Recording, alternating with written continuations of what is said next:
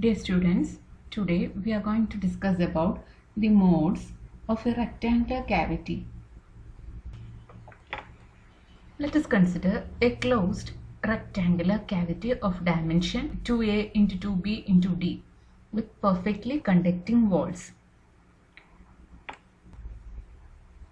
Using Maxwell's equation, the electric field and the magnetic field satisfy a wave equation of the form given by del square E minus 1 by c square dou square E by dou t square equals 0, where c is the velocity of the light in the medium filling the rectangular cavity. If the walls of the rectangular cavity are assumed to be perfectly conducting, the tangential component of the electric field must vanish at the walls. Thus, if n cap represent the unit vector along the normal to the wall, then we can write E cross n cap equals 0 on the walls of the cavity.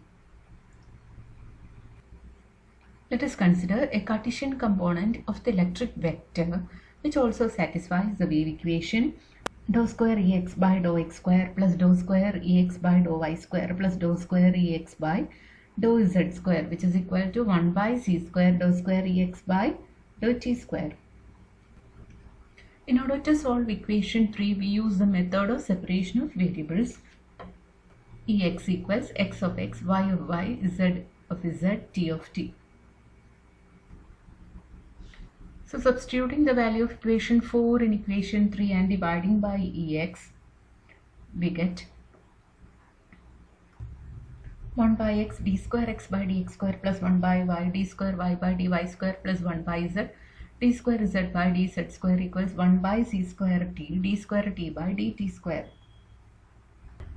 Thus the variables have separated out and we can write 1 by x d square x by dx square equals minus kx square, 1 by y d square y by dy square equals minus ky square, 1 by z d square z by dz square equals minus kz square, and 1 by c square t d square t by dt square equals minus k square, where k square equals kx square plus ky square plus kz square. Equation 9 tells us that the time dependence is of the form t of t equals a e raised to minus I omega t, where omega equals ck, which represent the angular frequency of the wave, and a is a constant.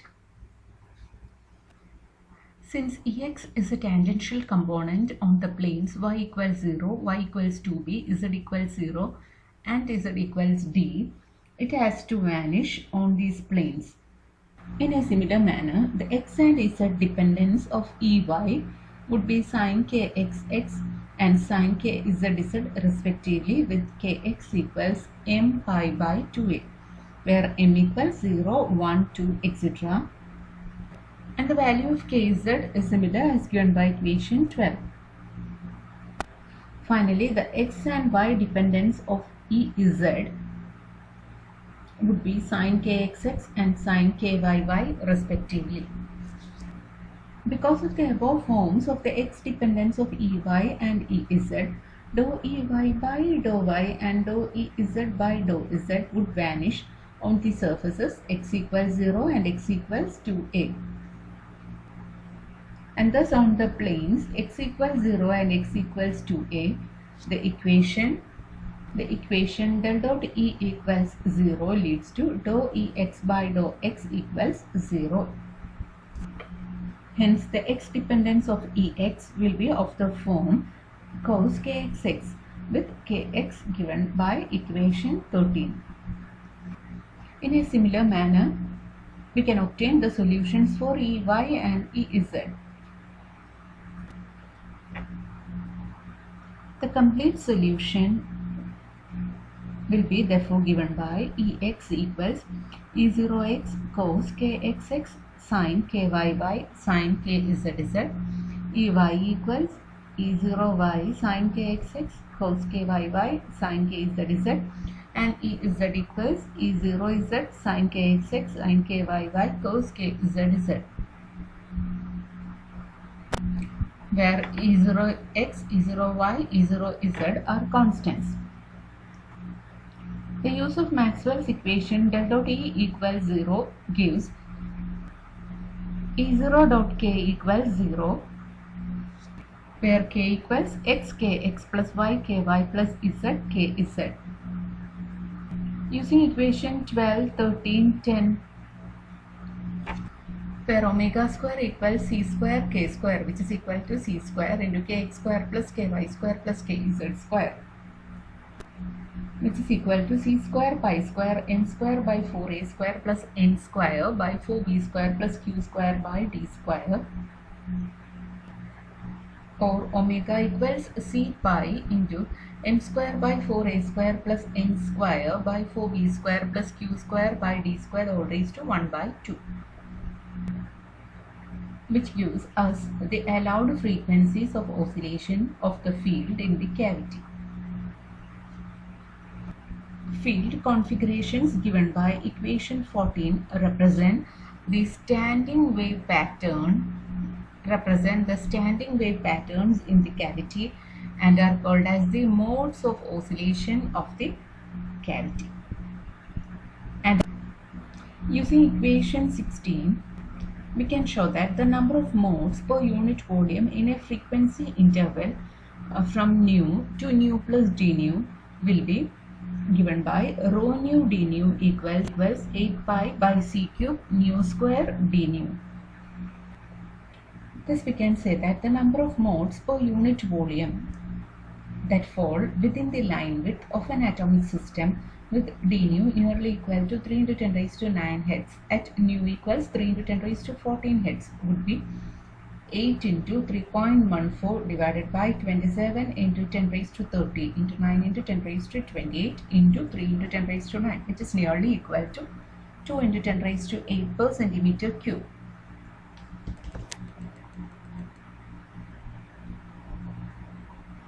Thus, for cavities of practical dimensions, the total number of modes which lie within an atomic line width is extremely large.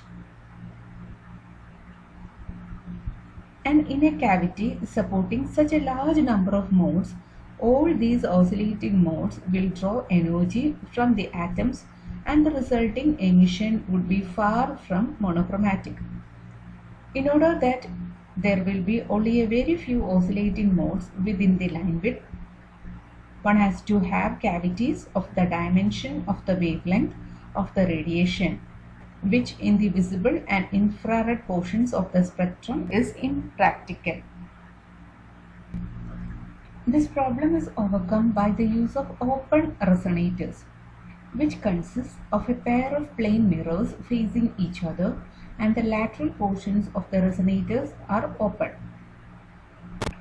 In order to get an approximate expression for the oscillation frequencies of the modes of the open resonator system, it is assumed that the modes of the open cavity will be approximately the modes of the closed cavity for which Mn very much lesser than Q.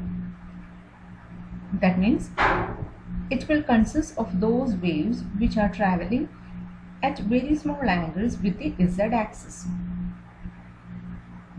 And by using the binomial expansion, we get Q nearly equal to c pi q by d plus m square by a square plus n square by b square into d by 8q. Pair of square mirrors A equals D and the resonant frequency nu mnq equals omega mnq by 2 pi, which is nearly equal to c by 2 q by d plus m square plus n square by q into d by 8a square.